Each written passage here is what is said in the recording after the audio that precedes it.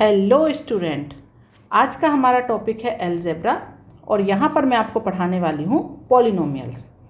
तो class start करने से पहले मैं आपको बता दूँ, यहाँ पर मैं आपको 10th क्लास का मैथ पढ़ा रही हूँ। NCERT सिलेबस पर बेस्ड बिल्कुल फ्री बैच है, पूरा सिलेबस कवर किया जाएगा और 1 नवंबर से बैच स्टार्ट हो चुका है। तो चलिए अपने टॉपिक पे चलते हैं। तो अलजेब्रा में हमारा टॉपिक है आज का पॉलिनोमियल।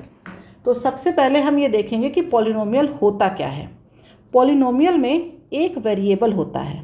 ये जो वेरिएबल है इसे आप कुछ भी ले सकते हैं, x, y, z, जो भी आपका मन करे आप एक वेरिएबल ले लीजिए, ठीक है।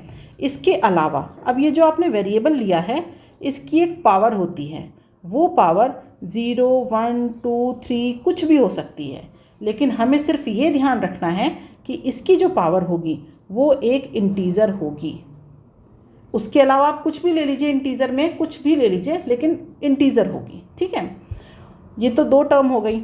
अब तीसरी टर्म क्या होती हैं, इसके साथ एक कोई भी रियल नंबर अटैच होता है। अब उस रियल नंबर में आप आइदर इंटीज़र ले लीजिए 1, 2, 3, या फिर आप रेशनल नंबर ले लीजिए या आप इर्रेशनल नंबर ले लीजिए, उससे फ़र्क नहीं पड़ता, ठीक है। तो इसका मतलब ये हुआ कि पॉलिनोमियल को मैंने कैसे लिखा, ये तो हो गया आपका पॉलिनोमियल। अब इसके साथ मैंने आपसे कहा था कि आप क्या लेंगे, एक वेरिएबल ले लिया हमने x। इस वेरिएबल की एक पावर होगी, तो कोई भी पावर ले लीजिए आप इसकी, जैसे 1, 2, 3, तो मैंने ले लिया यहाँ पर 2। अब इसके साथ इसकी एक वैल्यू होगी यहाँ पर, तो उसमें आप कोई भी रियल नंबर ले लीजिए। अगर आपने कुछ नहीं लिखा है तो ये सिंपल आपका x² हो गया। अगर मैंने यहाँ पर लिख दिया है 3, तो ये हो गया आपका 3x²। तो पॉलिनोमियल होने के लिए शर्त क्या है कि हमारे पास एक वेरिएबल होगा, x, y, z कुछ भी ले लीजिए आप, ये एक वेरिएबल हो गया। इस वेरिएबल की एक पावर होगी, लेकिन उस पावर के लिए कंडीशन ये है कि ये पावर हमेशा एक इंटीज़र होगी। इसके बाद ये जो आपने टर्म लिख ली है x की पावर n, इसकी एक वैल्यू होगी और उस वैल्यू में आप कोई भी रियल नंबर ले सकते हैं। तो इसका मतलब क्या हुआ, अगर हम डेफिनेशन से देखें तो let x be a variable, x एक वेरिएबल है, n be a positive integer, कोई भी एक पॉजिटिव इंटीज़र है, a1 से लेकर के an ये आपके क्या है, कांस्टेंट हैं। इसमें a0 भी लगा देते हैं, a0, a1, a2 से लेकर के an ये आपके क्या है, कांस्टेंट हैं। और ये कांस्टेंट आपके कैसे होंगे, ये आपके रियल नंबर होंगे। तो उसके बाद जो पॉलिनोमियल है, मैं एक बार फिर से लिख देती हूँ यहाँ पर, वो f(x) आपका हो जाएगा an इंटू x की power n plus an-1 x की पावर n-1 प्लस ये कहाँ तक जाएगा आपका a1 x की पावर 1 कह लीजिए या x कह लीजिए, एक ही बात है। ये आ जाएगा a0 x की पावर 0। x की पावर 0 का मतलब होता है 1, तो इसका मतलब आप इस वाली टर्म को लिख सकते हैं a1x और इसे लिख सकते हैं a0x। तो ये जो आपकी टर्म लिखी है मैंने f(x) ये होता है हमारा पॉलिनोमियल, ठीक है। तो अब इसी के बेसिस पे अगर मैं लिखना चाहूँ तो इसे मैं लिख सकती हूँ यहाँ पर f(x) बहुत सारे टर्म लेने की ज़रूरत नहीं है। जैसे मैंने अब x की पावर देखिए कहाँ से स्टार्ट है, ये n की वैल्यू 0 से लेकर के कुछ भी हो सकती है, ठीक है। तो अगर मैं यहाँ पर लिख दूँ an, मान लीजिए आप कांस्टेंट है, कुछ भी लिख सकते हैं। मैंने लिख दिया 3/4 और x की वैल्यू क्या लिख दी 2 प्लस, फिर मैंने लिख दिया यहाँ पर x प्लस, फिर कांस्टेंट ले लिया मैंने 5। तो ये क्या है, ये एक पॉलिनोमियल है, इसे हम कहेंगे ये एक पॉलिनोमियल है। बट अगर मैंने ऐसा लिख दिया f(x) यहाँ तो रियल नंबर आएगा, तो कोई भी नंबर जो आपके दिमाग में आए वो रियल है। मैंने लिख दिया 5x², तो ये एक पॉलिनोमियल है, होगा। लेकिन अब मैंने लिख दिया f(x) 7x² प्लस 5√x, तो ये एक पॉलिनोमियल नहीं होगा। क्यों? क्योंकि कौन सी कंडीशन इसने सेटिस्फाई नहीं की। तो यहाँ देखिए, ये रियल नंबर है, ये एक वेरिएबल है, ये इसकी पावर है इंटीज़र में, ये एक रियल नंबर है, लेकिन ये क्या है, ये एक वेरिएबल तो है यहाँ पर, लेकिन इस वेरिएबल की पावर कितनी है 1/2, और ये जो 1/2 है ये आपका क्या है, ये आपका इंटीजर नहीं है, ये आपका है रेशनल नंबर। ठीक है, तो यहाँ पर कंडीशन कौन सी सेटिस्फाई होनी है, x की जो पावर है वो हमेशा क्या होगी, वो हमेशा एक इंटीजर होगी। तो इसका मतलब कि ये जो टर्म मैंने लिखी ये एक पॉलिनोमियल नहीं है। अब आप इस तरीके से कई सारे पॉलिनोमियल लिख सकते हैं, x की पावर 1, 2, 3, 0 कुछ भी।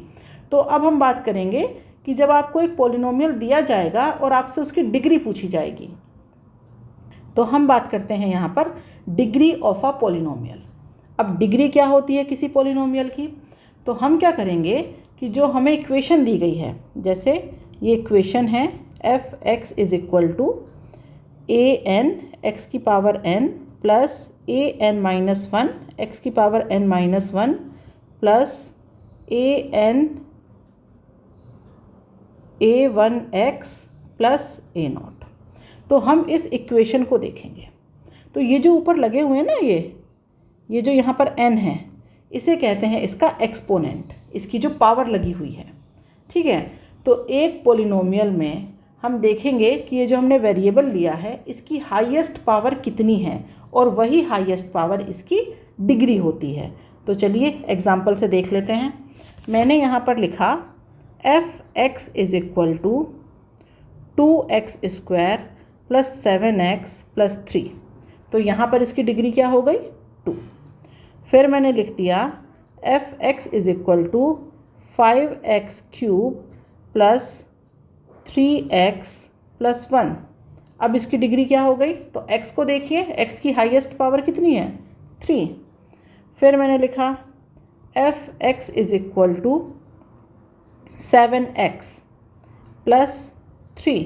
तो यहाँ पर इसकी डिग्री क्या हो गई 1। तो करना क्या है आपको कि आपको सिर्फ हाईएस्ट पावर के लिए देखना है। ठीक है, अब अगर मैं लिख दूँ कि मुझे ये बताइए f(x) = 8x² + 7√x, इसकी डिग्री बताइए। तो इसकी डिग्री आप नहीं बता पाएंगे, नॉट डिफाइन। क्यों डिफाइन नहीं है, क्योंकि यहाँ पर कौन सी टर्म आ गई है √x, और √x में जो x की पावर है वो कितनी है 1/2, और 1/2 का मतलब है कि ये आपका क्या है रेशनल नंबर, ये आपका इंटीजर नहीं है। तो इसकी जो डिग्री होगी वो हम डिफाइन नहीं कर पाएंगे।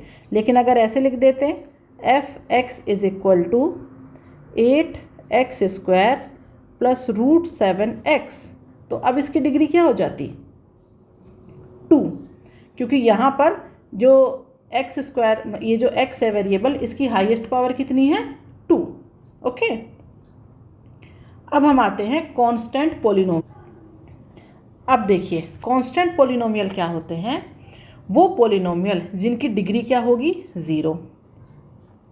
अब डिग्री 0 होने का क्या मतलब है, जैसे मैंने यहाँ पर लिख दिया f(x) = 7। तो अब देखिए यहाँ पर आपका जो वेरिएबल है x वो नहीं है यहाँ पर आप या तो इस तरीके से लिख दीजिए इसे 7x की पावर 0।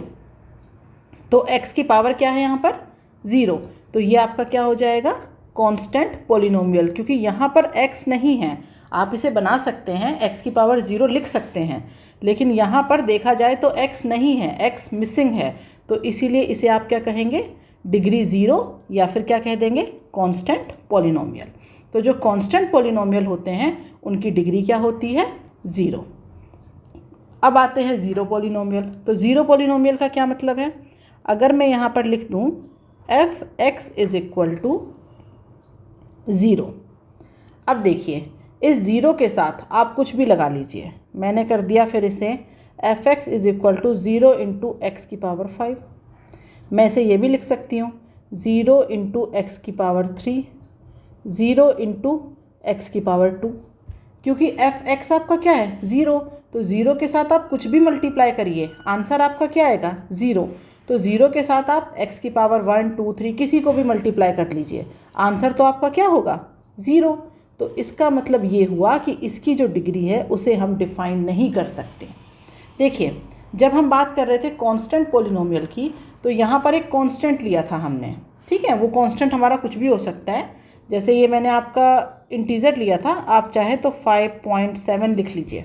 ओके, तो आपने 5.7 लिख लिया, या फिर आप √3 लिख लीजिए। लेकिन इसके साथ क्या हो जाएगा, x की पावर 0। क्यों? क्योंकि x की पावर 0 की वैल्यू क्या होती है, 1। तो यहाँ पर कांस्टेंट पॉलिनोमियल के केस में क्या था, डिग्री 0, तो इसे हमने कहा था कांस्टेंट पॉलिनोमियल। लेकिन जब हम जीरो पॉलिनोमियल की बात करते हैं तो पॉलिनोमियल की जो वैल्यू है f(x) वो क्या है, 0। और 0 के साथ आप किसी भी चीज़ का मल्टीप्लाई कर दीजिए, आंसर आपको क्या मिलेगा, 0। और वो कोई भी टर्म x की पावर 5, x की पावर 3, 2, 1 कुछ भी ले लीजिए, तो ये डिफाइन नहीं है, इसीलिए जीरो पॉलिनोमियल की डिग्री डिफाइन नहीं होती। अब हम बात करते हैं लीनियर पॉलिनोमियल। तो लीनियर पॉलिनोमियल वो पॉलिनोमियल कहलाते हैं जिनकी डिग्री क्या होती है, 1। तो जो आपके डिग्री 1 वाले पॉलिनोमियल हैं उन्हें हम कहते हैं ज़ीरो पॉलिनोमियल। इसे कैसे लिखते हैं हम, इसे हम लिखेंगे ax + b। इस तरीके से इसे रिप्रेजेंट किया जाता है। यहाँ पर जो ये x है आपका, ये तो हो गया आपका वेरिएबल, और ये जो a और b है ये होते हैं आपके कांस्टेंट। अब इसमें टर्म आती है मोनोमियल एंड बाइनोमियल। तो मोनोमियल में क्या होता है, इसमें से एक टर्म लिखी जाती है। अब देखिए, अगर मैं ऐसा लिख दूँ ax, तो ये क्या है, ये आपका है एक पॉलिनोमियल। और कौन सा पॉलिनोमियल है, डिग्री 1 वाला। क्यों? क्योंकि x की वैल्यू यहाँ पर क्या है, 1। लेकिन अगर मैं दूसरी टर्म को ऐसे लिख देती f(x) = b, तो अब ये पॉलिनोमियल की डिग्री 1 नहीं है, ये तो आपका क्या हो गया, कांस्टेंट पॉलिनोमियल, तो ये नहीं आएगा। तो मोनोमियल का मतलब है यहाँ पर, मोनोमियल का, कि अगर हमारे पास कोई लीनियर पॉलिनोमियल है तो उसकी जो फर्स्ट टर्म लिखी है, सिर्फ ये फर्स्ट टर्म हमने लिखी है, तो ये क्या है, ये लीनियर पॉलिनोमियल तो है, लेकिन लीनियर पॉलिनोमियल की ये फर्स्ट टर्म है जिसमें x इंक्लूड है। बाइनोमियल में क्या है, बाइनोमियल में आप दोनों टर्म लिखेंगे। दोनों टर्म कैसे लिखेंगे, यहाँ पर मैंने लिखा है f(x) = ax + b। तो देखिए, मोनोमियल का मतलब है कि जब हमारा लीनियर पॉलिनोमियल तो है लेकिन उसमें सिर्फ एक टर्म है, और वो कौन से वाली टर्म है, जो उसकी डिग्री बता रही है आपको, तो ये तो हो गया मोनोमियल। बाइनोमियल का क्या मतलब है, उसमें दोनों टर्म हैं, मतलब वो बाद वाला कांस्टेंट भी इसमें इंक्लूड है। क्योंकि देखिए, अगर मैं आपसे कहूँ कि मैंने लिख दिया f(x) = 7x, तो ये क्या है, ये आपका लीनियर पॉलिनोमियल है। लेकिन अगर मैंने लिखा f(x) = 5, तो ये आपका लीनियर पॉलिनोमियल नहीं है, ये कौन सा पॉलिनोमियल हो जाएगा आपका, कांस्टेंट। क्यों? क्योंकि x की पावर क्या आ गई यहाँ पे, 0। अब मैं कहूँ, मैंने लिख दिया f(x) = 2x, तो ये भी क्या है आपका, लीनियर पॉलिनोमियल। फिर मैं कहूँ 2x + 3, तो ये भी लीनियर पॉलिनोमियल है। ओके, लेकिन अब ये जो आपका लीनियर पॉलिनोमियल है, ये कौन सी वाली टर्म आ गई इसमें, बाइनोमियल। तो जब दोनों टर्म होंगी तो इसे बोलेंगे बाइनोमियल, और जब आपके लीनियर पॉलिनोमियल में एक टर्म होगी तो इसे हम बोलेंगे मोनोमियल। तो ये मोनोमियल है आपका, और ये आपका क्या है, बाइनोमियल। ठीक है, ये समझ आ गया होगा। अब हम बात करते हैं क्वाड्रेटिक पॉलिनोमियल। तो क्वाड्रेटिक पॉलिनोमियल क्या होता है, जिसकी डिग्री क्या होती है, 2। तो यहाँ पर इसकी डिग्री हो जाएगी 2। अब देखिए, इसे कैसे रिप्रेजेंट करेंगे, तो एक यहाँ पर आप वेरिएबल ले लीजिए x, तो उसके साथ कांस्टेंट लगाने होंगे, तो ax² + bx + c। तो यहाँ पर जो वेरिएबल x है उसकी हाईएस्ट पावर कितनी है, 2। तो ये जो आपकी इक्वेशन हो गई, ये हो गई क्वाड्रेटिक पॉलिनोमियल। क्यों? क्योंकि यहाँ पर जो वेरिएबल है x, उसकी हाईएस्ट वैल्यू कितनी है, 2। ठीक है, तो ये डिग्री 2 है, यहाँ पर हाईएस्ट पावर 2 है, तो ये हो गया आपका क्वाड्रेटिक पॉलिनोमियल। अब इसमें भी 3 कैटेगरी होती हैं, मोनोमियल, बाइनोमियल एंड ट्राइनोमियल। अब देखते हैं मोनोमियल क्या होता। तो देखिए, मैंने लिख दिया है 7x²। अब इस इक्वेशन को देख करके आप क्या बताएंगे कि ये आपका क्या है, क्वाड्रेटिक पॉलिनोमियल। क्यों? क्योंकि यहाँ पर जो आपकी x की पावर है वो कितनी है, 2। तो ये आपका क्या है, क्वाड्रेटिक पॉलिनोमियल तो है, लेकिन उसमें सिर्फ क्या हो रही है, एक टर्म है। तो ये हो जाएगा आपका ax² की जगह यहाँ पर मैंने लिख दिया 7x²। ओके। और अब हम दूसरी टर्म की बात करें तो इसके बाद इसमें दूसरी टर्म क्या, दूसरी टर्म के लिए मैंने लिख दिया अब यहाँ पर जैसे 7x² प्लस 5। तो अब बताइए इसकी जो डिग्री है वेरिएबल की वो कितनी है, 2। तो देख करके आपने कहा कि ये क्वाड्रेटिक पॉलिनोमियल है, लेकिन इसमें टर्म्स कितनी हैं, टर्म्स है इसमें सिर्फ 2। तो ये क्या हो जाएगा आपका बाइनोमियल। अब तीसरे केस में पूरी इक्वेशन लिख दी 7x² प्लस 3x प्लस 2। अब इसकी जो हाईएस्ट पावर है x की वो कितनी है आपकी, 2। लेकिन ये जो इक्वेशन है वो क्वाड्रेटिक इक्वेशन है, लेकिन इसमें कितने टर्म हो गए आपके, 3। तो ये हो जाएगा आपका ट्राइनोमियल। तो अगर हम बात करते हैं क्वाड्रेटिक पॉलिनोमियल की, तो वो पॉलिनोमियल जिसकी डिग्री क्या होती है, 2, उसे हम कहते हैं क्वाड्रेटिक पॉलिनोमियल। इसे हम लिखते हैं ax² plus bx plus c के टर्म में। अब इसमें 3 पार्ट होते हैं। पहले पार्ट को हम कहते हैं मोनोमियल। मोनोमियल का मतलब है कि इसमें सिर्फ एक टर्म होगी, और वो कौन सी टर्म होगी जिसे देखकर आप इसकी डिग्री बता सकते हैं। तो ये आपकी क्वाड्रेटिक इक्वेशन है, लेकिन कौन से वाली है, मोनोमियल, क्योंकि सिर्फ 7x² लिखा हुआ है। दूसरे टर्म में बाइनोमियल। इसमें क्या होता है, पहली टर्म तो होगी, क्योंकि इसे देख करके ही आप बताएंगे कि ये क्वाड्रेटिक पॉलिनोमियल है। उसके बाद एक और टर्म इसमें ऐड होती है। थर्ड है हमारा ट्राइनोमियल। ट्राइनोमियल में तीनों टर्म होंगी। ओके, मतलब पूरा कंप्लीट होता है। अब हम आते हैं क्यूबिक पॉलिनोमियल पे। तो क्यूबिक पॉलिनोमियल वो जिसकी डिग्री क्या हो जाएगी, 3। तो अब इसे कैसे लिखेंगे आप, ax³ plus bx² plus cx plus d। ठीक है, तो आपको ये एग्जांपल ले सकते हैं इसे, जैसे मैंने लिख दिया 5x³ plus 7x² plus 8x plus 3। तो ये हो गया आपका एक क्यूबिक पॉलिनोमियल। ठीक है, अब हम आते हैं बाई क्वाड्रेटिक पॉलिनोमियल पे। देखो क्वाड्रेटिक की डिग्री 2, जब हमने बात की थी क्वाड्रेटिक तो इसकी डिग्री कितनी थी, 2। और अब हम बात कर रहे हैं बाई क्वाड्रेटिक, तो इसकी डिग्री कितनी, 4। बाई मतलब होता है यहाँ पर 2 से, तो यहाँ पर इसकी डिग्री आ जाएगी 4। तो अब इसे कैसे लिखेंगे, अब इसे हम लिखेंगे ax⁴ plus bx⁴ plus cx² plus dx plus e। तो कोई भी एक एग्जांपल लिख लीजिए, 5x⁴ plus 3x⁴ plus 7x⁴ plus 8x plus 10। ये हो गया आपका fx। ये है आपका एक बाई क्वाड्रेटिक पॉलिनोमियल का एग्जाम्पल। अब हम बात करते हैं वैल्यू ऑफ अ पॉलिनोमियल। ठीक है, वैल्यू ऑफ अ पॉलिनोमियल का मतलब है कि जैसे आपके पास एक पॉलिनोमियल है, मैंने लिख दिया यहाँ पर fx = 2x² plus 3x plus 1। ठीक है, तो अब यहाँ पर ये जो वेरिएबल है x, इसकी कोई भी वैल्यू ले लीजिए आप। तो जैसे मैंने ले लिया x = 1, कोई भी वैल्यू, मतलब कोई भी real value. Okay, any real value ले लीजिए आप। तो रियल वैल्यू में आप चाहें तो x को 1 ले लीजिए, 1/2 ले लीजिए, √2 ले लीजिए, जो आपका मन करे। तो अगर जैसे पहले मैंने x को ले लिया 1, तो यहाँ पर आ गया f1 = 2 प्लस 3 प्लस 1। तो ये आपका क्या आ गया, 6।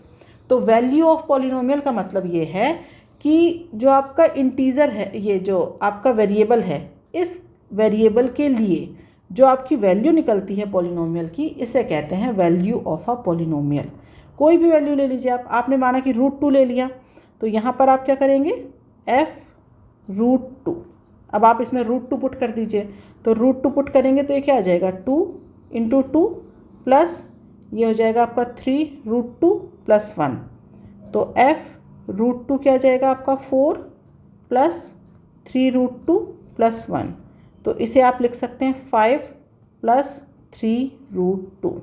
ये वैल्यू है आपकी f√2 की। तो यहाँ पर देखिए, वैल्यू ऑफ अ पॉलिनोमियल का मतलब है कि किसी भी रियल नंबर पर एनी रियल नंबर। आप 1 2 3 ये तो हो गए आपके इंटीजर, ओके।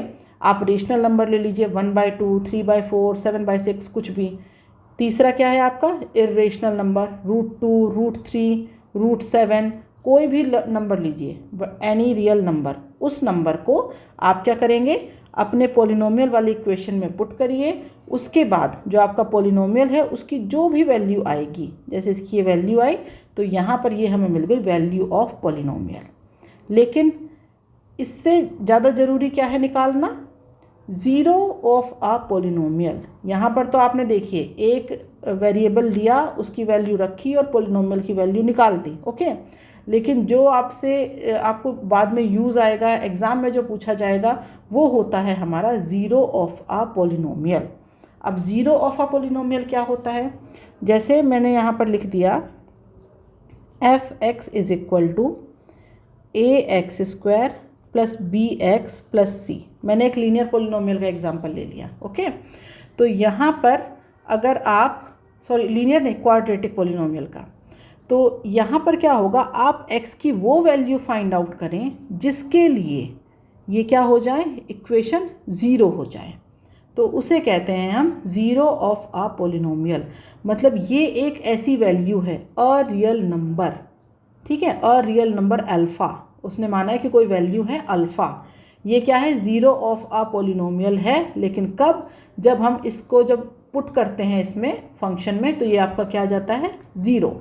मतलब यहाँ पर जब मैं इस वैल्यू को रखूँ, जो भी आए ये वैल्यू 1 2 3 1/2 जो भी, तो यहाँ पर रख दिया f अल्फ़ा = फिर यहाँ पर इस वैल्यू को रखेंगे तो ये जो आपका f अल्फ़ा है ये क्या हो गया, ज़ीरो। तो इसे हम कहते हैं ज़ीरो ऑफ आ पॉलिनोमियल। एक एग्जांपल देखते हैं, जैसे मैंने लिखा x² + 3x + 2, ये ले लिया मैंने एक फंक्शन। अब मैं आपसे कहूँ कि मुझे बताइए इसके लिए, इस पॉलिनोमियल के लिए ज़ीरो ऑफ आ पॉलिनोमियल क्या होगा, तो उसके लिए आपको वो वैल्यू निकालनी पड़ेगी जो इस फंक्शन को क्या कर दे, ज़ीरो के इक्वल कर दे। तो हमने वही किया, यहाँ पर x² + 3x + 2 = 0 कर दिया। तो यहाँ पर क्या हो जाएगा आपका, इसे हम ब्रेक करके लिखते हैं। और कैसे ब्रेक करते हैं, ब्रेक ऐसे करेंगे कि जब हम उसका ऐड करें तो 3 आए, मल्टीप्लाई करें तो 2 आए। तो ऐसे कौन से दो नंबर होंगे, 2x + x। देखिए ऐड करेंगे तो क्या आएगा, 3x, और 2 और 1 को मल्टीप्लाई करिए, यहाँ पर 1 होगा ना, 2 और 1 को मल्टीप्लाई करिए तो क्या आ जाएगा आपका, 2 + 2 = 0। x कॉमन ले लीजिए, तो x + 2 + 1, x + 2 = 0। तो ये आ गया आपका x + 2, x + 1 = 0। तो x की वैल्यू आ गई आपके -2 एंड -1। अब पुट करके देख लीजिए, तो यहाँ पर हमने कहा कि ये जो वैल्यू है यही है हमारे, तो ये जो आपका अल्फ़ा है ये हो गया -2 और -1, दो वैल्यू आ गई। अब पुट करके देखिए, तो यहाँ पर मैंने किया f - 2 = अब ये आपकी इक्वेशन थी, इसमें पुट करेंगे जब -2, तो ये मैं पूरा लिख देती हूँ, -2 का स्क्वायर + 3 -2 + 2, तो ये आपका क्या आ जाएगा, 4 - 6 + 2, ओके। तो ये आपका क्या हो गया, 0। मतलब अल्फ़ा की वैल्यू -2 के लिए ये इक्वेशन आपकी क्या हो रही है, 0। ऐसे ही जब आप -1 के लिए चेक करेंगे तो ये क्या आ जाएगा, -1 के लिए 1 - 3 + 2, ये क्या हो गया, 0। तो अब हम बात करेंगे फिर से ज़ीरो ऑफ आ पॉलिनोमियल। तो ज़ीरो ऑफ आ पॉलिनोमियल हमने कैसे निकाला, जो भी इक्वेशन थी आपके पास, लीनियर इक्वेशन हो, क्वाड्रेटिक हो, क्यूब हो, जो भी इक्वेशन हो, उसे क्या करिए, = 0 में भेज दीजिए। जब वो = 0 में चली गई, उसके बाद क्या करेंगे, इक्वेशन को ब्रेक करेंगे, वहाँ से वैल्यू निकालेंगे, उन वैल्यू को वापस आप इक्वेशन में पुट करके देखिए, तो वहाँ पर आपकी जो क्वाड्रेटिक इक्वेशन है वो क्या आएगी, वहाँ पर 0, ओके। तो यहाँ से हमने ये चीज़ निकाल ली। ये आप 3 के लिए भी कर सकते थे, जैसे चलिए मैं आगे आपको यहाँ पे बता दूँगी, ठीक है। एक और एग्जांपल चलिए लेकर के मैं आपको बता ही देती हूँ। तो यहाँ पर मैंने ले लिया x cube plus 2x² minus x minus 2, ये हमें एक पॉलिनोमियल दिया है। अब पूछा जा रहा है कि इसके ज़ीरोज़ निकालिए। ठीक है, इसके ज़ीरोज़ आपको निकालने के लिए कहा गया। तो ज़ीरोज़ निकालने के लिए क्या करेंगे, अब इस इक्वेशन को ब्रेक करना है आपको। तो ब्रेक आप कैसे कर पाएंगे, तो ब्रेक करने के लिए पहले यहाँ पर क्योंकि 3 वैल्यू दी गई है ना, तो या तो देख लीजिए कोई फॉर्मूला बन रहा हो कि जिससे 3 वैल्यू निकल आए। ओके, और अगर नहीं बन रहा है तो वैल्यू रख के पुट कर लीजिए। तो जैसे मैंने यहाँ पर x = 1 के लिए चेक करती हूँ इसे, तो यहाँ पर f1 = क्या आ जाएगा, 1 + 2 -1 - 2, दैट मीन्स 1 है इसमें। तो यहाँ पर अब मैं इसे लिख सकती हूँ f(x) =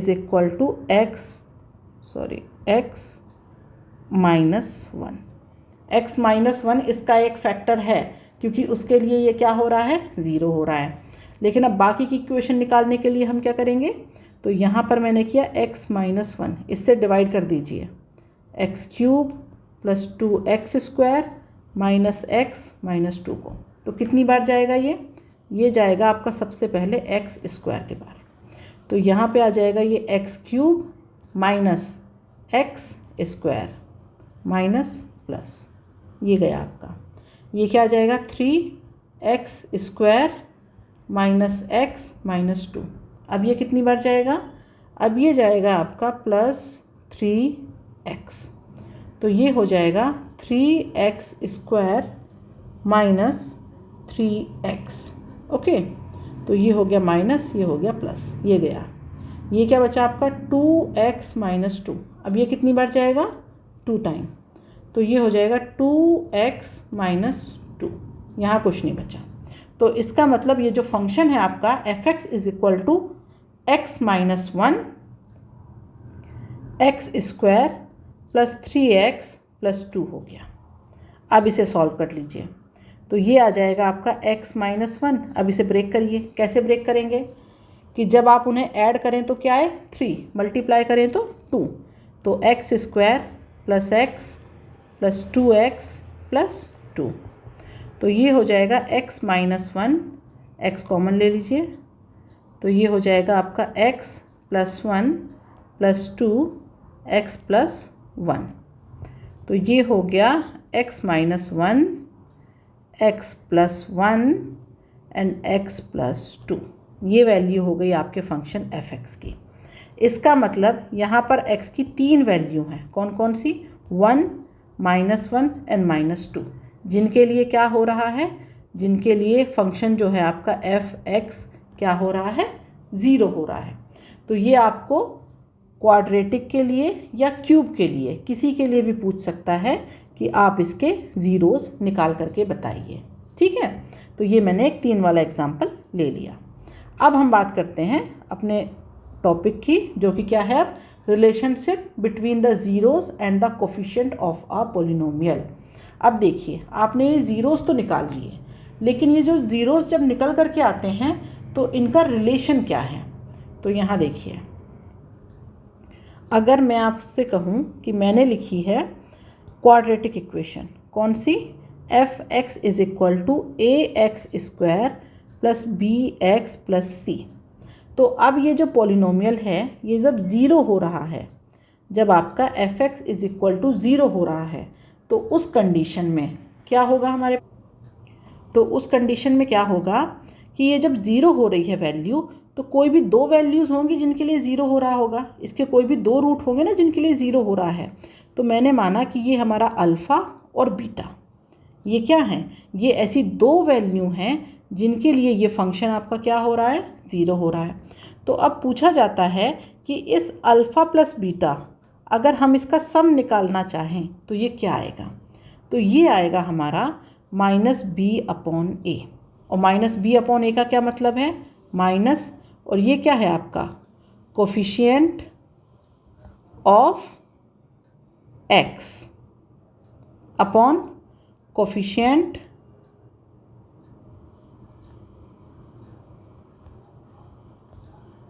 ऑफ x²। ओके, अगर आप इनका मल्टीप्लिकेशन निकालें तो ये हो जाएगा अल्फ़ा इंटू बीटा। तो ये जो अल्फ़ा इंटू बीटा होता है ये क्या होता है आपका, ये होता है C/A। और C का मतलब क्या है यहाँ पर, ये जो आपका कांस्टेंट टर्म है, आप कह सकते हैं यहाँ पे कि जो आपकी कांस्टेंट टर्म है वो अपॉन ये क्या हो जाएगा आपका कोफिशिएंट ऑफ एक्स स्क्वायर। तो ये रिलेशन है, किसके बीच रिलेशन है, टॉपिक ये है हमारा relationship between the zeros and the coefficient of a polynomial. तो ये देखिए, ये आपकी एक क्वाड्रेटिक इक्वेशन है, ठीक है, ये आपकी एक क्वाड्रेटिक इक्वेशन है। इस इक्वेशन में जो आपका पॉलिनोमियल है f(x) वो ज़ीरो कब होगा, वो किन्हीं भी दो वैल्यूज़ के लिए ज़ीरो होगा। तो इसके जो ज़ीरोज़ हैं वो मैंने मान लिए अल्फ़ा एंड बीटा। तो अब अगर हम अल्फ़ा प्लस बीटा निकालना चाहें तो वो क्या आएगा, -b/a। और ये -b/a क्या है, यहाँ पर माइनस साइन ऐसे ही रहने दीजिए। ये b क्या है, कोफिशिएंट ऑफ x, a क्या है, कोफिशिएंट ऑफ एक्स स्क्वायर। अब अगर इनका मल्टीप्लिकेशन निकालना चाहें अल्फ़ा इंटू बीटा तो ये क्या हो जाएगा आपका C/a। C क्या है, कांस्टेंट टर्म, और यहाँ पर a क्या है, कोफिशिएंट ऑफ एक्स स्क्वायर। तो ये तो था हमारा क्वाड्रेटिक के लिए। अगर यही मैं आपको एक क्यूबिक पॉलिनोमियल की इक्वेशन लिख दूँ, मैं लिखती f(x) = ax³ + bx² + cx + d। अब इसके लिए निकालिए, तो इसके लिए क्या करेंगे, यहाँ पर अब ये जो है आपका f(x) = 0, तो ये कितनी वैल्यूज़ के लिए ज़ीरो होगा, 3। कौन कौन सी, alpha, beta and gamma. Okay, तो अब आपको क्या करना है, सम करना है, सम ऑफ द ज़ीरोज़। तो क्या हो जाएगा, ये alpha plus beta plus gamma. तो इसकी वैल्यू क्या हो जाएगी आपकी, कोफिशिएंट ऑफ एक्स स्क्वायर। तो एक्स स्क्वायर का कोफिशिएंट क्या है, b, upon coefficient of x³। तो ये कोफिशिएंट क्या है आपका, a। तो ये आ गया आपका -b/a। अब अगर इसका प्रोडक्ट निकालें तो प्रोडक्ट क्या हो जाएगा, अल्फ़ा बीटा गामा। तो यहाँ पर भी क्या आएगा, कांस्टेंट टर्म। तो कांस्टेंट टर्म आपका क्या है, d, अपॉन यहाँ पर क्या आएगा, कोफिशिएंट ऑफ एक्स स्क्वायर, तो यहाँ x³, तो ये आ जाएगा आपका b।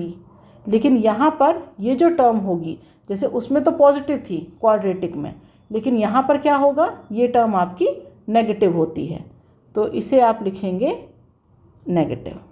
ओके, तो ये हो जाएगा आपका -d/a। ओके, तो यहाँ पर जितनी भी टर्म्स थी मैंने आपको ज़ीरो की, ज़्यादातर आपसे पूछा जाता तो ये वाला है क्वाड्रेटिक वाला, क्यूब वाला कभी कभी आ जाता है, तो वो भी मैंने यहाँ पर आपको एक्सप्लेन कर दिया है। ठीक है, तो ये सारी टर्म्स आप लोग पढ़ लीजिएगा, उसके बाद नेक्स्ट लेक्चर पढ़िएगा। ओके, तो आज के लिए बाय बाय स्टूडेंट्स।